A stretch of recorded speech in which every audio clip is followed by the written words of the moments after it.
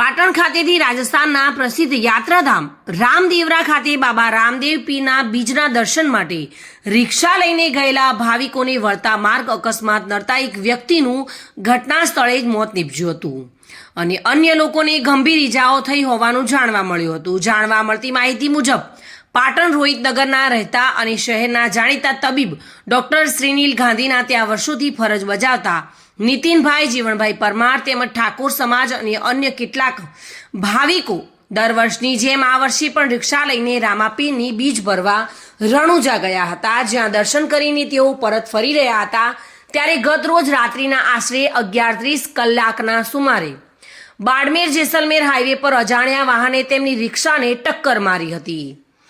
આ અકસ્માતમાં નીતિનભાઈ પરમારનું ઘટના સ્થળે જ કરુણ મોત નીપજ્યું હતું, જ્યારે રિક્ષામાં સવાર અન્ય ભાવિકોને ઈજાઓ થવા પામી હતી, જેમને સારવાર માટે ખસેડવામાં આવ્યા હતા।